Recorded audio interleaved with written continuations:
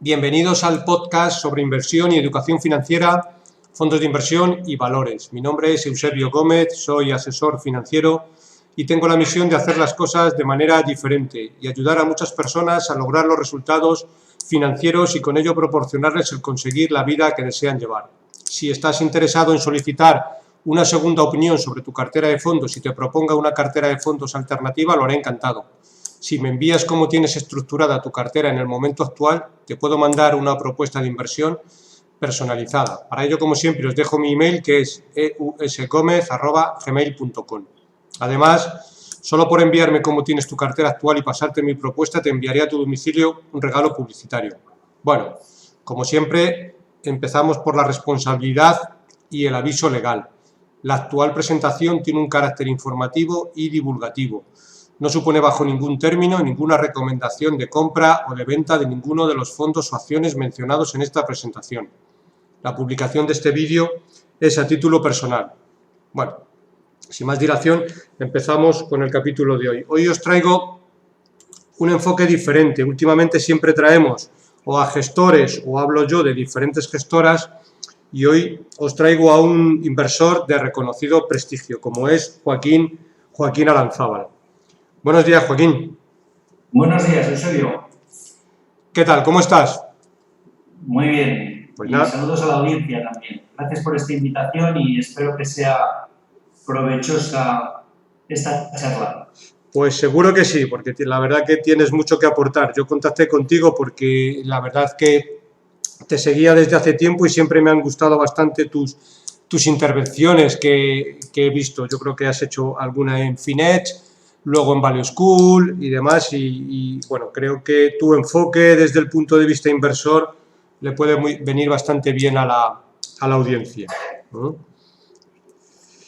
Pues empezamos, Joaquín. ¿Quién es Joaquín Aranzábal desde el punto de vista inversor? Bueno, pues mira, yo me considero un ahorrador. Es decir, me gusta pensar a largo plazo y me gusta generar ahorro para invertirlo, diría que a muy largo plazo. O sea, no pensando en el próximo año ni en los próximos 5, sino en la educación de mis hijos, ¿no? O sea, en las próximas décadas. Y bueno, es un reto que creo que tenemos todos, el quitarnos un poco del día a día y pensar más en el futuro, ¿no? Bueno, y eso te lleva a unas preguntas interesantes en cuanto a qué te gustaría dejar de legado a los que nos sigan, ¿no? No solo en el aspecto económico, sino pues también de valores, experiencias. Y tengo la impresión de que te ayuda a pensar de otra manera, ¿no? Perfecto. Y después de estas reflexiones que estás comentando, ¿cómo llegas tú al mundo de las inversiones? Pues mira, yo llegué un poco por accidente, es decir, mi padre siempre fue una persona muy inquieta en todos los ámbitos de la vida, pero también el de las inversiones. Era una persona muy agresiva desde el punto de vista del riesgo, tanto, bueno, siempre lo tomó en el mundo empresarial y luego en el mundo de las inversiones, y bueno, pues le gustaba aquellos gestores que ganaran a doble dígito, ¿no? Entonces, muy pronto supo de Warren Buffett y de hecho llegó a sus manos el primer libro que se tradujo de Warren Buffett al español por la Universidad de Deusto y para mí que se llama Buffetología y es un libro que a mí me marcó porque ese libro que escribió, como sabéis, el que estuvo casado con la hija de Buffett, ¿no? Que tuvo acceso a todas las conversaciones de domingos y demás, y fue quizá uno de los primeros que puso blanco sobre negro esa fórmula mágica de Warren Buffett, que todavía, la verdad, en los años primeros 90, cuando este libro se publica, pues no se conoce tan bien, ¿no? Warren Buffett era un personaje que no se prodigaba mucho en medios. A sus conferencias anuales con su socio Charlie Munger acudían pues unos pocos accionistas que se repetían todos los años y no fue hasta finales de los 90 que aquello empezó a coger velocidad. y ya en los años 2000 se le llamó el Woodstock del capitalismo, ¿no? Entonces, a mí me empiezan a llamar la atención los criterios de Warren Buffett, bueno, los criterios de sentido común. Yo no soy economista, soy ingeniero industrial, pero todo lo que decía del análisis de la empresa, de ver que tiene un buen producto o servicio, el moat ojoso, los buenos gestores, el alocar el capital a largo plazo, comprar barato, puede ser la mejor compañía del mundo, pero si está cara, pues como un buen producto o servicio, ¿no? Si es muy caro, pues mejor esperar a las rebajas para comprarlo, ¿no? Porque en la bolsa siempre se producen rebajas. Y entonces, bueno, pues yo seguía de refilón un poco sus inversiones, me parecía que, bueno, que había cosas que no se hacían del todo bien, pero pues yo tenía mayor criterio, hasta que, bueno, llegó 2008 y empezó a haber problemas con la cartera de inversión, y ahí es donde me vi un poco forzado a empezar a enterarme y a aprender, ¿no? Entonces, bueno, pues aprendí en base a un accidente y no me quedó más remedio que concentrarme y tratar de empaparme bien de todo, ¿no? Entonces, una de las primeras cosas que yo aprendí, que para mí es la más importante, o una de las más importantes, es a identificar los costes. Es decir, cuando alguien invierte, tiene que saber muy bien lo que cuesta en lo que invierte. Y, por ejemplo, yo en mi caso, que soy prácticamente 100% inversor en fondos de inversión, pues eso es algo que no se publicita directamente. O sea, los fondos tienden a publicitar su rentabilidad, que siempre es pasada, lógicamente, pero muy poco los costes, ¿no? Y los costes son fundamentales. Es decir, si bien la rentabilidad es esperada, pero no garantizada, lógicamente, los costes son ciertos y lo sabes desde el minuto cero. Entonces, esos son los costes que hay que reducir al mínimo. Y si quieres luego desarrollamos esa parte. Pero bueno, en resumen, pues yo entré un poco por accidente y lo que descubrí es que, fruto de la semilla de aquel libro de Buffett, pues este tema me gustaba y, bueno, pues entré con mucho miedo pero con muchas ganas. Y hoy pues te diría que ya casi 15 años después, pues es un tema que me apasiona, que me gusta mucho y que creo que es algo que en lo básico todo el mundo tiene que conocer. Porque está en juego nuestro futuro y el de nuestros hijos. Totalmente de acuerdo. Y hablando un poco de tu experiencia y de este mundo que te apasiona, háblanos un poco de tus viajes a Omaha, porque evidentemente después de tomar un poco el mando de la cartera de inversiones, te lo tomaste bastante en serio, hasta el punto de que has ido a la reunión anual de Warren Buffett en Omaha. Creo que algún año. Háblanos un poco de tu experiencia y de tus viajes a Omaha. Sí, pues mira, vamos a ver. Yo he ido a Omaha en 3 ocasiones. La primera en 2011. Y fue una experiencia reveladora.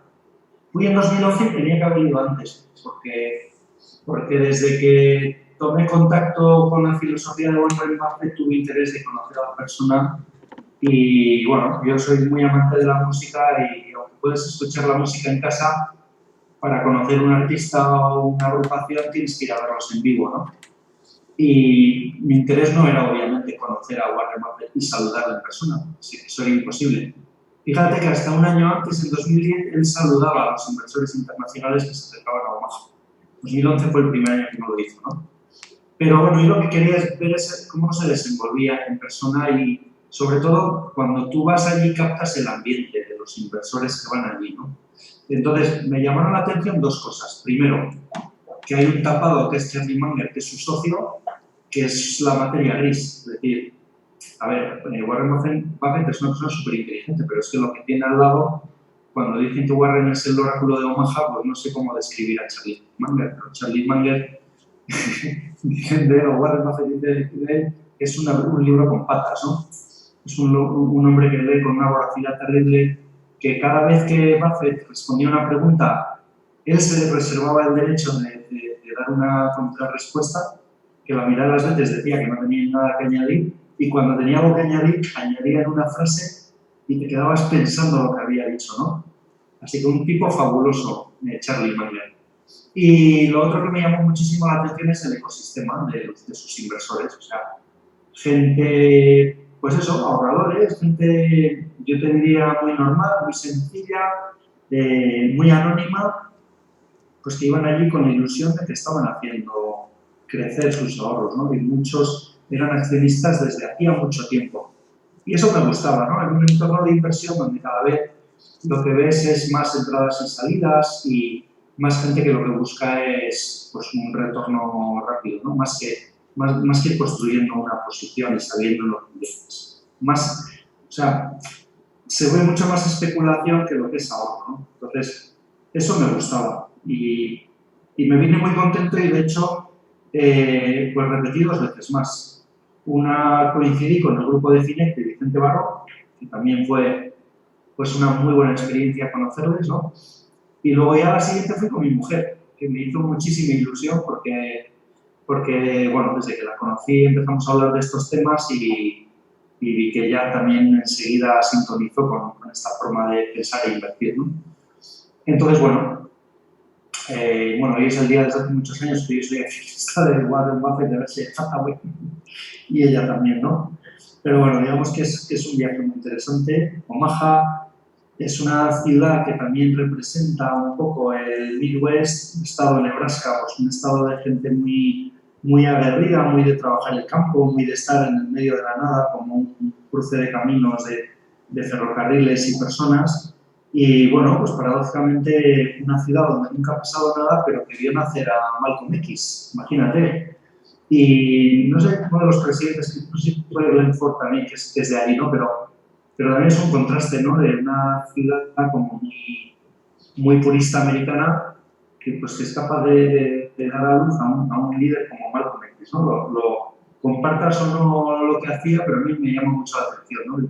La capacidad de América de producir gente tan diversa y con un impacto tan grande, ¿no?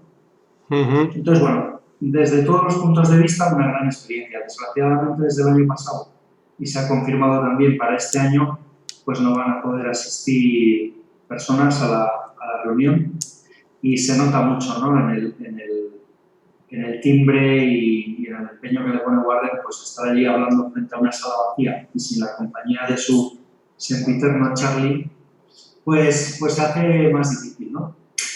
Bueno, es muy recomendable. Y la verdad, lo que es espectacular es la cantidad de gente que acude, porque es que parece un partido de fútbol de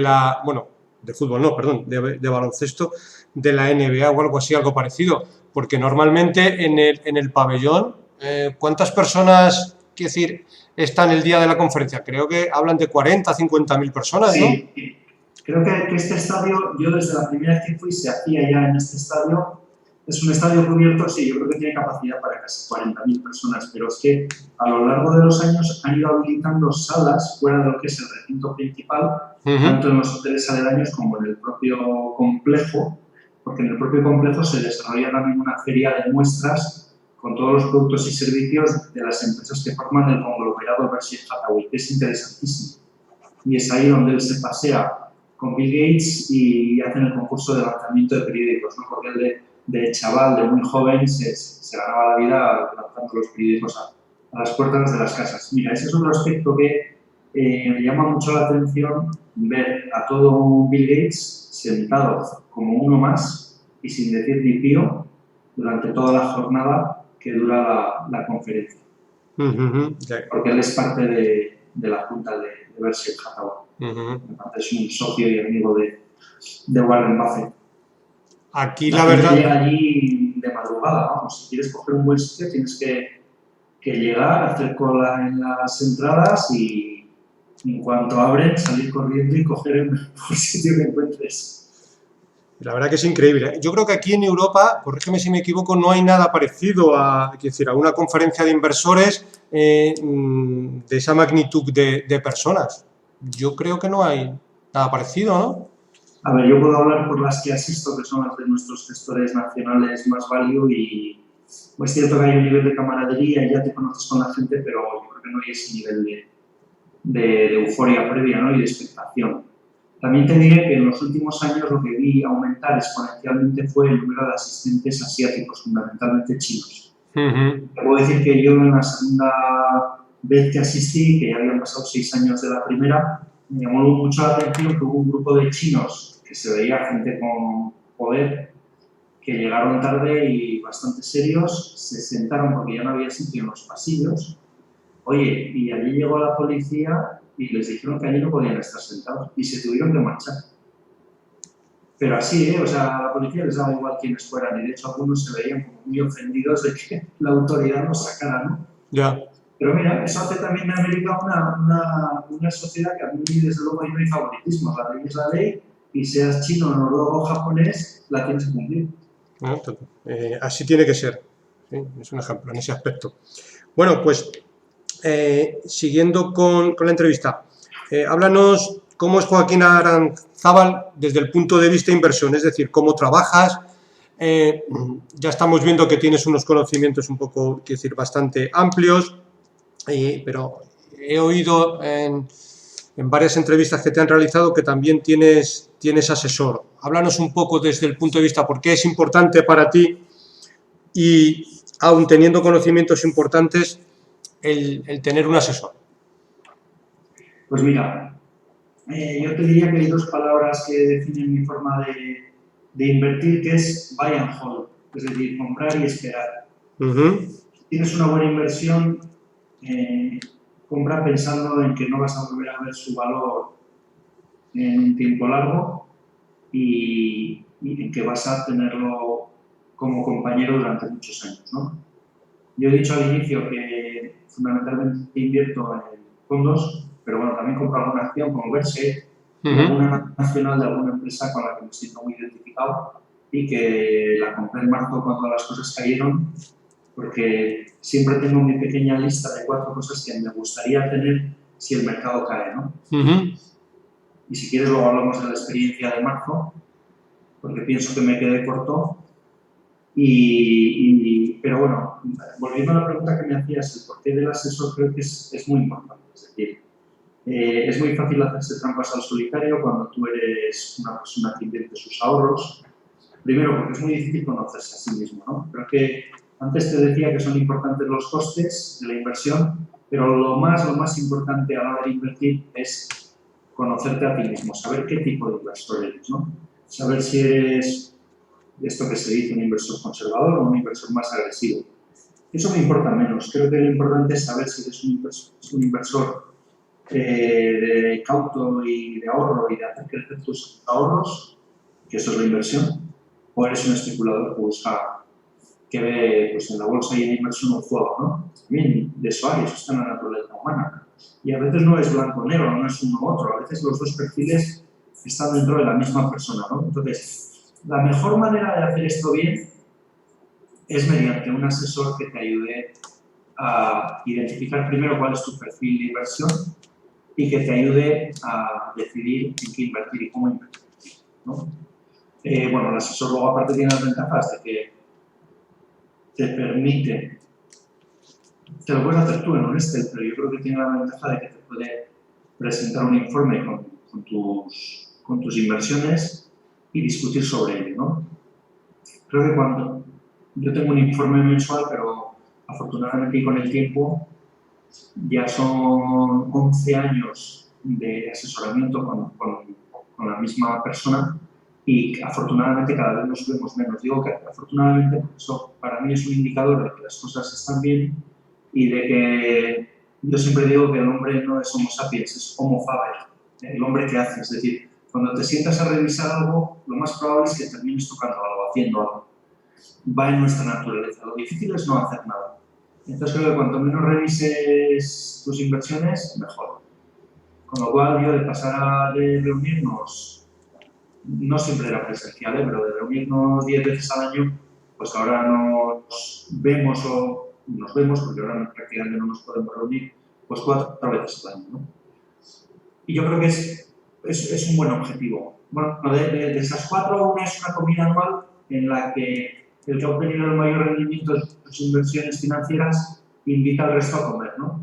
Y aquí me junto pues, con mis hermanos que también están asesorados y el asesor, obviamente, el asesor nunca paga. Es decir, si es un año negativo en el que todos perdemos, pues ahí lo que hacemos es los 3 hermanos pagamos a escote, ¿no?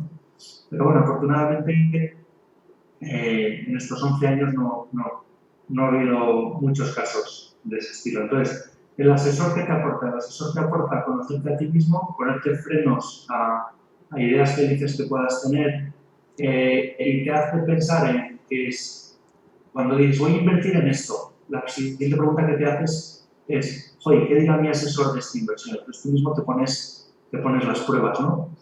Es gente que se dedica todo el tiempo a esto, que conoce bien la industria, conoce bien los costes, conoce bien lo que yo digo, el mapa de minas. A mí me tocó conocerlo en un momento muy malo, y bien que lo conozco, pero en un momento normal, de calma, pues esas minas no aparecen, ¿no? Entonces, estas personas son las que te tienen que advertir. Te da para conocer también que es muy importante la volatilidad, que es el riesgo, son cosas distintas, ¿no? El riesgo es la posibilidad de pérdida permanente del ahorro, y la volatilidad es lo que hace el mercado todos los días, es fluctuar hacia arriba o hacia abajo. Lo que pasa es que esa volatilidad o ese ruido es la que en un momento dado nos puede sacar de nuestras casillas, es la que invita a mover, lo Homo Faber que decía, ¿no? Entonces hay que saber distinguir muy bien volatilidad de riesgo. Es decir, riesgo es invertir en algo que no conoces y donde lo que puede pasar ni siquiera te lo planteas, ¿vale? Y volatilidad es por lo que tiene la bolsa, la renta variable, que es movimiento. El mercado no es racional, eso está ya más que claro, y dependiendo de las noticias y lo que pase, pues sube o baja. Y no pasa nada. Fíjate, al hilo de lo que estabas comentando sobre el revisar la cartera una vez al mes o 4 veces al año, muchas veces dices, bueno, contra más tarde estamos revisando la cartera, muchas veces invita a hacer menos movimientos, pero de hecho el no hacer movimientos en la cartera de por sí ya es estar haciendo algo, que es no hacer nada. Lo que pasa es que muchas veces esa actitud pasiva parece como que es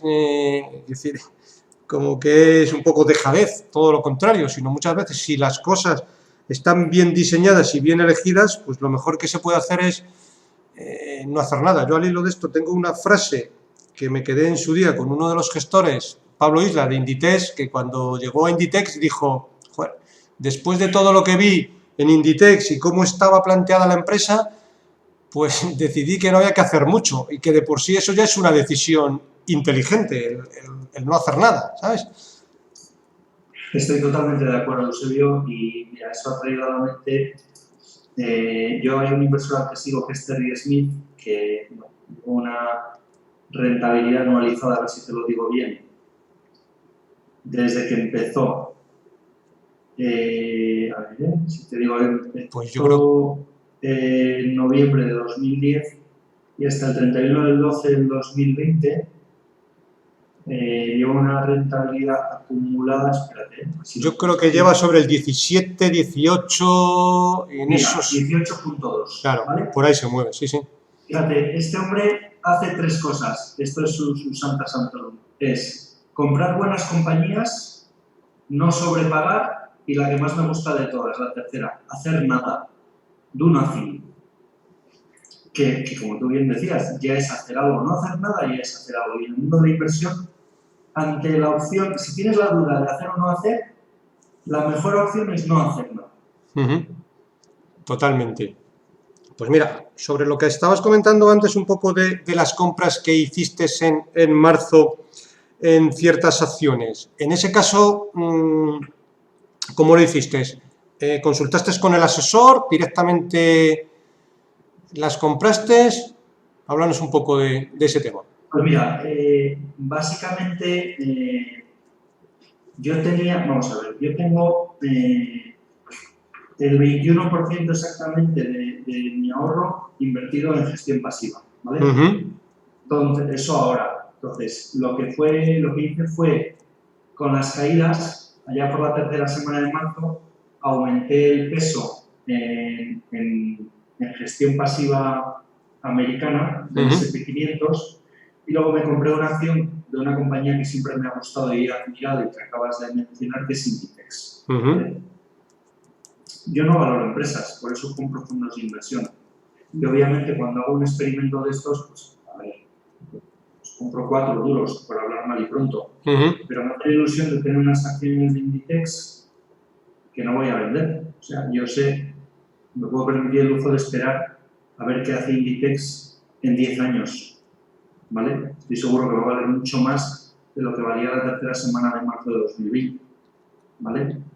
Entonces, si de repente el mercado cayera otro 20 o 30%, pues volvería a comprar otro poco, probablemente de Inditex, que de las pocas empresas que tiene el índice del IBEX, pues es la única que realmente me emociona y me admira, ¿no? En este país.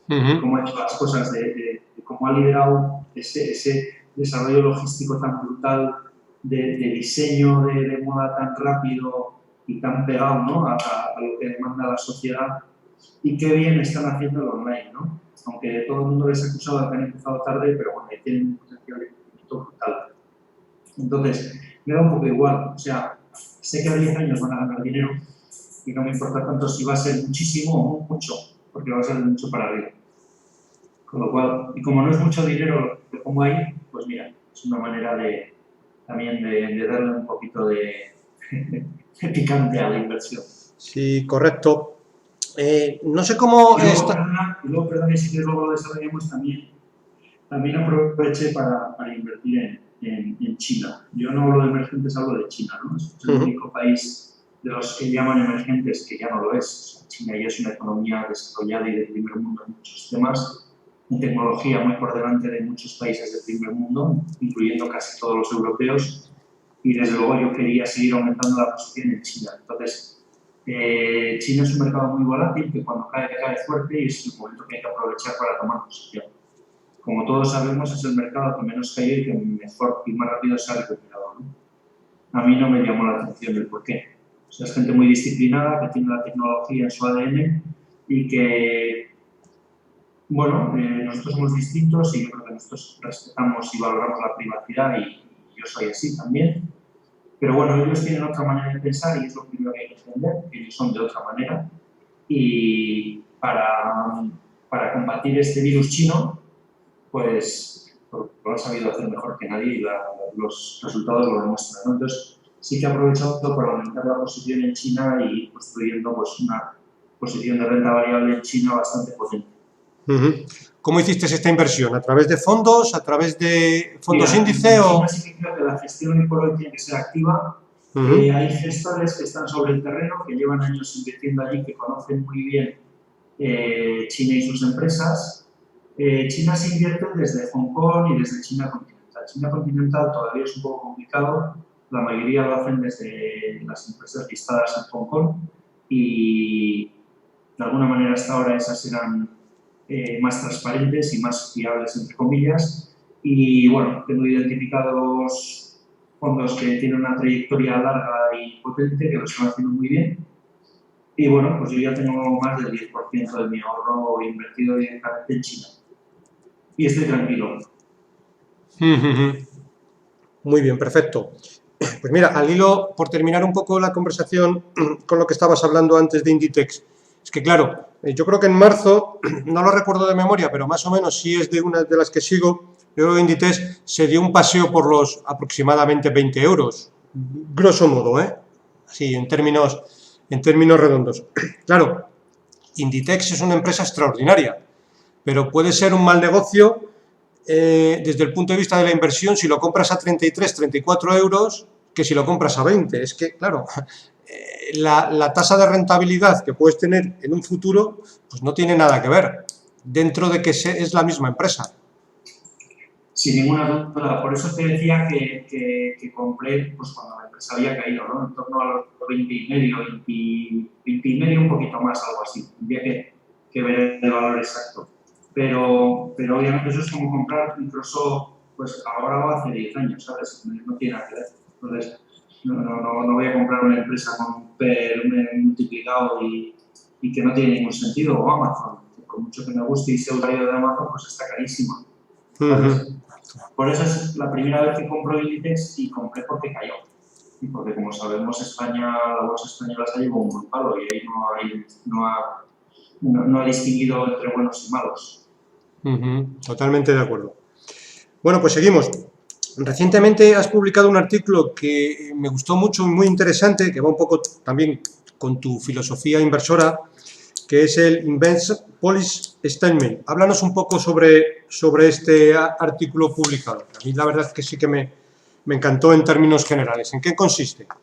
Sí, a ver, el IPS, pues mira, esto surgió un poco de consultar bibliografía, de leer, y los americanos, los anglosajones en general, que en esto pues, nos llevan mucha ventaja, son de pensar a largo plazo, ¿no? Entonces, es una manera de establecer el marco de tus inversiones. Es decir, yo lo que hacía era invertir, pero quería o necesitaba un marco más allá, ¿no? Que pueda permitir decir, oye, estos son mis objetivos vitales y maridados, entre comillas, por hacer un símil con el mundo del vino, con estos valores, pues aspiro a obtener una rentabilidad a largo plazo y anualizada de tanto, con un nivel de renta variable de tanto, ¿vale? Y para ello voy a hacer, o voy a poner por escrito cuáles son mis reglas de inversión, ¿no? Yo, la base de eso, el core, o la parte nuclear o mollar, pues es mi decálogo de inversión, ¿no? Donde establezco pues, costes bajos, invertir a largo plazo, estilo buy and hold, comprando barato, no invirtiendo en divisas, no invirtiendo en cosas raras tipo private equity, y eso es un poco la base de mi filosofía de inversión, ¿no? Y eso sistematizado y dándole un poco una forma más de manual, pues es el IPS, ¿no? O por decirlo así, la política de inversión, ¿vale? Yo creo que casi todo el mundo debería hacerse el IPS un poco para conocerse a sí mismo y ver un poco cuáles son, pues como tú dices, su tolerancia a riesgo, su horizonte temporal, incluso las necesidades anuales de gestión del gasto, etc, etc, etc. Que de esa manera seguiría por una senda más o menos que él considera adecuada y no estaría dando bandazos. ¿No te parece? Sin duda, yo creo que es la manera un poco de poner blanco sobre negro cómo inviertes, ¿vale? Y qué esperas de tus inversiones. Cuando tienes momentos de dudas, pues hacer la consulta. Oye, ¿esto por qué lo hago así? Lo hago así porque aquí he establecido, pues eso, que parto de estos valores, tengo estos objetivos de inversión con este horizonte temporal, con esta tolerancia al riesgo, aparte tengo unas necesidades anuales y de gasto, pues de tanto, y bueno, como te decía antes, mi decálogo se basa en un estilo de inversión, en una distribución de activos, en unos costes, en qué pienso del apalancamiento, de la divisa, del rebalanceo, de los límites de la inversión, de los derivados, de la fiscalidad, y que todo esto conlleva a hacer una revisión y seguimiento de los resultados y de las políticas, ¿no? Creo que tiene todo el sentido común del mundo, pero lo que no hacemos es ponerlo por escrito. Es decir, yo no había puesto por escrito, pues por ejemplo, en medición de resultados. Pues cómo se va a hacer el seguimiento, ¿no? Mira, fíjate, aunque te parezca mentira, no tenía un indicador de referencia, ¿no? De decir, a ver, si yo estoy obteniendo esto, ¿cuál es mi indicador? Pues al final nos hicimos un indicador que de alguna manera replicara la proporción por tipo de activo de lo que tengo en la cartera. Y de esa manera, no te voy a decir a un mes ni a 6, pero joder, a 3 años puedo más o menos ver si lo estoy haciendo mejor o peor que mi índice de referencia, ¿vale? Y eso, pues una bombilla que se encendió pues, al poner por escrito esta política de inversión. Lo mismo que el rebalanceo, que al final, joder, cuando un activo va muy bien, pues ese tipo de activo quizá aumente por encima de tu nivel, ¿no? De lo que yo llamo umbral del sueño, ¿no? O sea, yo siempre digo que uno tiene que ser capaz de invertir en renta variable lo que le permita conciliar el sueño. Es decir, si tú por el hecho de invertir en China no eres capaz de dormir tranquilo, no debes invertir en China, ¿vale? Pero creo que ningún ahorrador a largo plazo debe renunciar a invertir en renta variable. Es cierto que con los tipos actuales bajo cero, la rentabilidad histórica del 8% neto de la bolsa va a ser difícil de cumplir. Últimamente se está hablando más cerca del 5 o del 6 como mucho, ¿no?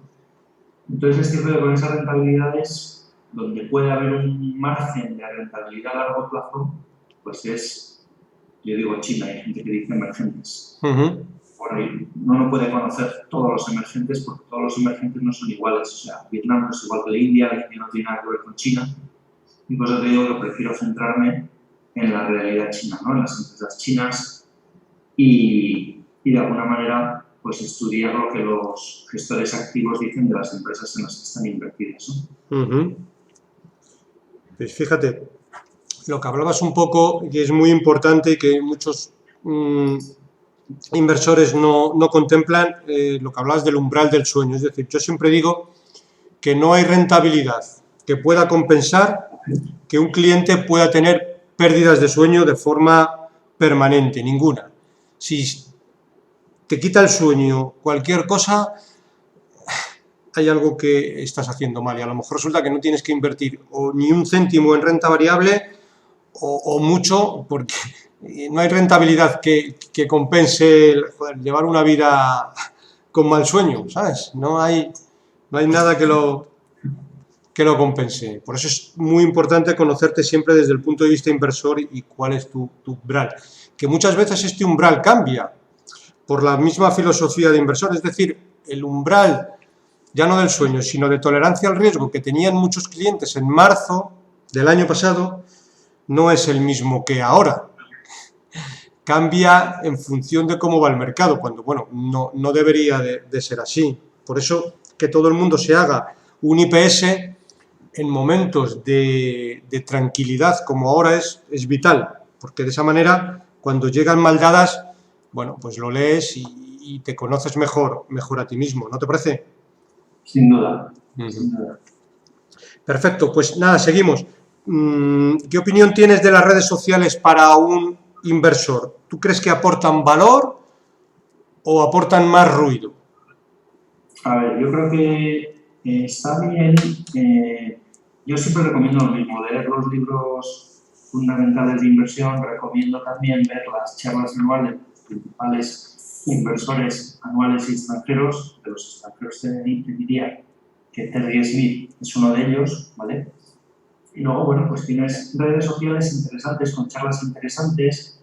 Yo participo, por ejemplo, en FINEC, pero también hay otras. Creo que son muy interesantes la labor de divulgación que hacen desde Value School, con sus charlas prácticamente semanales, con los resúmenes que hacen de las vidas de inversores de referencia o de vídeos de referencia. Eso me parece que es fundamental, la verdad. Pero luego lo que es Twitter, pues bueno, son frases muy cortas que no sabes muy bien muchas veces lo que hay detrás, ¿no? Entonces, no sé, creo que la base es un buen libro, siempre. O una buena conversación con alguien con el que te sientas cercano, ¿no? O una buena charla de YouTube. Desde luego las cartas anuales de Berkshire Hathaway, que ya están traducidas al español, o sea, Value School lo ha hecho con todas ellas, me parece interesantísimo. No sé, yo creo que hay mucha bibliografía interesante para informarse y aprender, me parece. Y ahora más que nunca, porque yo creo que hace 10 años en España prácticamente tenías un poco, quiero decir, pues la conferencia anual de Bestinver y poquita cosa más. Pero la verdad que ahora sí que, bueno, se ha propagado bastante todo este tema, ¿no te parece? Sí, sin duda. Perfecto. Oye, pues por ir, vamos a centrarnos un poco en lo que has comentado antes, sobre todo en la gestión pasiva y en los diferentes estilos de inversión. ¿Qué opinión tienes desde tu punto de vista de las rentabilidades, digamos, bajas que han tenido la gestión value, sobre todo española, en los últimos años? ¿Cuál es tu opinión un poco al respecto? ¿Cómo lo ves? A ver, esa es una buena pregunta. A ver, es difícil. A ver, yo estoy invertido en los value españoles y desde luego nadie hubiéramos pensado que no lo iban a hacer, por lo menos igual de bien que el mercado, ¿no? A ver, es cierto que estamos en un momento de tipos bajos donde los bancos centrales y gobiernos no olvidemos que es lo mismo, ningún banco central toma ninguna decisión a espaldas del gobierno. Lo que han hecho es inundar el mercado con dinero a las puertas. En esta última crisis de la pandemia, muchísimo más que todo el dinero con el que nos inundaron en la gran crisis, la gran recesión de 2008. Y lo que están obligando por los tipos de interés y por todo ese dinero es que la gente mueva su dinero de depósitos y de renta fija a renta variable. Entonces, la gente se cree que las mejores empresas y las de mayor calidad son las más seguras y por eso están comprando sin mirar la valoración de esas empresas y eso hace que muchas de las mejores empresas estén caras, ¿no? Lo siguiente, ¿no? Entonces, la inversión value es una filosofía que no pasa de moda. Tiene todo el sentido, se llame value o no. Es decir, es comprar empresas de calidad a buen precio, a poder ser baratas. ¿Qué pasa? Que eso no es lo que el mercado está haciendo actualmente. El mercado actualmente lo que está haciendo es aparcar toda esa liquidez en la bolsa, sea como sea. O sea, ya hay un banco central como es el japonés que ya ha pasado de invertir en renta fija corporativa, que ya se llevaba a la gente las manos a la cabeza, a invertir en la bolsa japonesa, en renta variable. Ya es, creo que, el principal dueño de las compañías que cotizan en la bolsa japonesa. O sea, imagínate a lo que hemos llegado. Y desde luego te aseguro que ellos no hacen el análisis de voy a discernir las empresas caras o baratas, no. Ellos están comprando a huevo, perdón por la expresión, ¿no? Suelen comprar ETFs, ¿no? Normalmente, ¿no? O el índice entero, ¿no? Sí, por eso te digo que es un momento complicado, es un momento en el que yo te diría que si ahora mismo tienes un dinero e inviertes, yo por ejemplo, ahora con dinero nuevo de ahorro, pues no estoy invirtiendo en el índice, ¿no? Para mí, siempre lo digo, el índice de referencia es el S&P 500, ¿vale? En Europa también hago algo con algún índice, pero menos, ¿no? Pero en este momento me costaría invertir en el índice porque me parece que está caro. Lo hice en marzo cuando cayeron, o sea, caídas del 20, del 30% fue para mí. Son garantía de que eso que tienes a ganar, ¿no? De todas maneras, si tú dices, es que no me importa, no lo voy a mirar, es para toda la vida, pues invierte ahora. Si da igual cuando inviertas, que la bolsa dentro de 20 años va a valer mucho más que ahora. Eso es seguro. Y yo siempre que hablo de bolsa, insisto, hablo de la referencia que es el S&P 500. Cuando un fondo se compara con el IBEX o con el Eurostoxx, me llevo las manos a la cabeza porque no es representativo de nada. O sea, cualquier fondo que se precie renta variable se tiene que comparar con el índice S&P 500. ¿Sabes? Anthony Smith, que la mayoría de esos inversores son ingleses, se compara con el FTSE, pero él dice que hay que compararse con el S&P. Ya no solo porque muchas de sus empresas cotizan en él, sino porque para él es la referencia. ¿Sabes? Y parece que eso es honesto. Entonces, pues los values siguen haciendo, y estoy convencido que siguen haciendo su trabajo y siguen haciéndolo bien, a los nacionales me refiero, pero bueno, ahora mismo el mercado estaba yendo por otro lado. Es cierto que a partir de la pandemia parece que algo se ha dado la vuelta, pero eso solo el tiempo lo dirá. Si me dices, las empresas tecnológicas en las que muchos de ellos no invierten tímidamente, pues hay otros que sí que lo hacen, ¿no? Entonces, yo ahí me pierdo un poco porque, como te digo, no valoro empresas. Pero bueno, creo que si inviertes en el índice americano a largo plazo no te vas a equivocar, que si inviertes en China a largo plazo no te vas a equivocar y que a veces es bueno diversificar un poco de gestores, porque es cierto que los gestores se miran unos a otros y que hay value más allá de España y que hay otros value que invierten en otras empresas que no son aquellas en las que invierten los value españoles, ¿no? Entonces, bueno, yo creo que hay que tener un poco la vista abierta y mirar más allá de nuestras fronteras. Perfecto, totalmente de acuerdo. Y por ir acabando, ¿cómo tienes actualmente repartido tu patrimonio? Es decir, ¿qué porcentaje tienes en renta variable? ¿Qué porcentaje tienes en renta fija? Y si dentro de tu cartera hay otro tipo de activos, como puede ser el oro, el inmobiliario. ¿Cómo tienes mira, esto? Te cuento. Yo ahora mismo yo he estado en los últimos años en torno a un 70% de renta variable. Hoy estoy en un 75%, consecuencia de los movimientos de hace casi un año, de marzo, ¿vale? Ujú. De renta fija y efectivo, cash, tengo un 22% y luego tengo un 3% de una inversión que hice en una startup en su día. Y te diré que de esa renta variable, el 21% son ETFs. Ujú. Bueno, no de esa renta variable, del total de la cartera, el 21% son renta variable y el 11% ya es China. ¿Vale? Ujú. Entonces, estoy cómodo con esta posición, con este posicionamiento. Como digo, llevo pues casi 15 años invirtiendo activamente. Ni siquiera hace 10 años yo estaría cómodo con un 75% de renta variable. Yo empecé, y es lo que sugiero a la gente, que apliquen la regla de la edad, es decir, si tienes 40, 60% renta variable, 40% renta fija. Si tienes 80 años, 80% renta fija, 20% renta variable. Esa es una primera regla para no equivocarse. A partir de ahí, pues tienes que identificar tu umbral de sueño, como digo yo. Y siempre, Eusebio, decimos lo mismo. Es decir, ¿por qué digo que soy un ahorrador? Porque no invierto nada que no sea ahorro, no invierto nada que vaya a necesitar de aquí a 2 años. Ujú. Es decir, esto tiene que ser dinero que no necesites, ¿vale? Ujú. Entonces, siempre hay que tener en cuenta que bueno, el mercado puede caer, ya ha caído un 30 o un 40% y desde luego ese sería el peor momento para vender. Entonces, el dinero que uno invierta, sobre todo en renta variable, tiene que ser un dinero a largo plazo. Y yo de la gestión pasiva siempre hago el símil con yo en su día trabajé en el sector energético y me gustaba cuando veía el mix de energía, el mix de generación, cualquier país, la base es la energía nuclear. ¿Por qué? Porque es la que nunca para, porque los costes de parar una central son elevados, pero es la que genera el kilovatio más barato, ¿vale?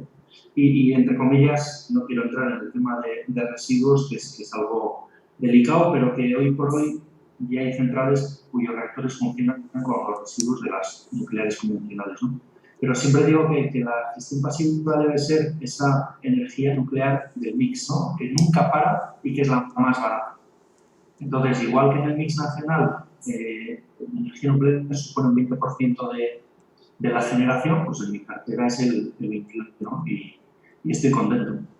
Si subirá o no al 30, pues lo iremos viendo. En China no creo de momento porque los gestores son capaces de batir con diferencia al mercado y a los índices.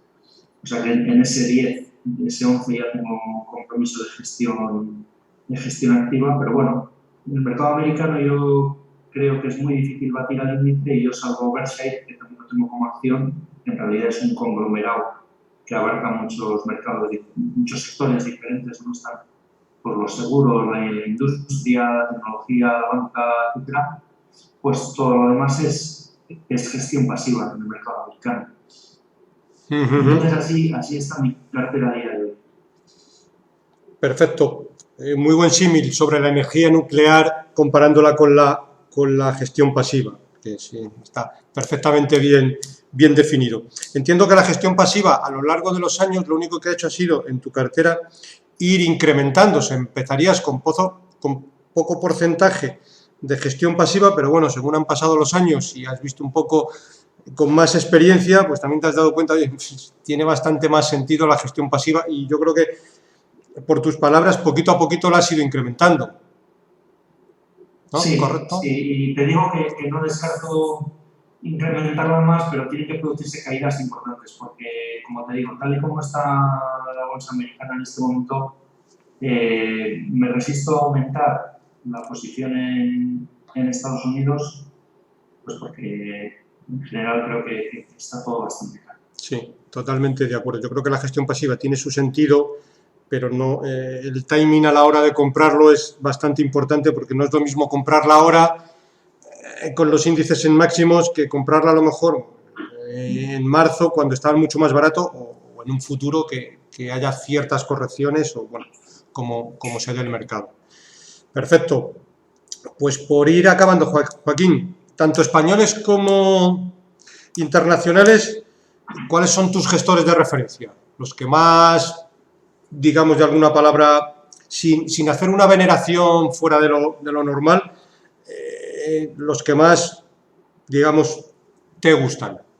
Bueno, pues empezamos por Warren Buffett y Charlie Munger, seguimos por Peter Lynch, continuamos con Howard Marks,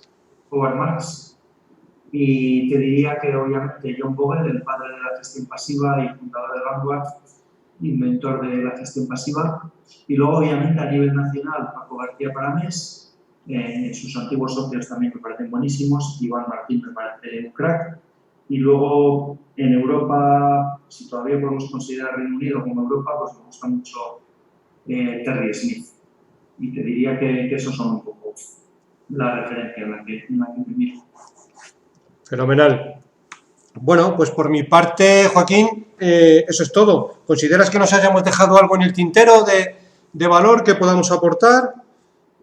No, creo que, vamos, por mi parte, encantado de esta conversación y espero que sea útil para tus oyentes. Pues seguro que sí, porque la verdad que, bueno, hemos querido traer aquí desde el punto de vista de alguien con reconocido prestigio y a su vez inversor curtido en estos lares durante muchos años, y bueno, seguro que los inversores les gustará. Oye, pues te agradezco mucho tu tiempo que has dedicado a estar aquí con nosotros y con tus aportaciones, que siempre son de mucho valor. Nada, ya... No faltaba más, Eusebio. Vale, pues nada, Encantado. perfecto, pues muy agradecido y vamos a ir terminando, ¿de acuerdo? Muy bien. Encantado, Joaquín. Igualmente. Bueno, pues como siempre, para cualquier consulta o comentario sobre este podcast, puedes enviarme un email a la dirección eusgomez@gmail.com. Si te ha gustado el programa, te agradezco me des un like en YouTube o un me gusta en iBooks. Un saludo muy cordial, paciencia y buenas inversiones.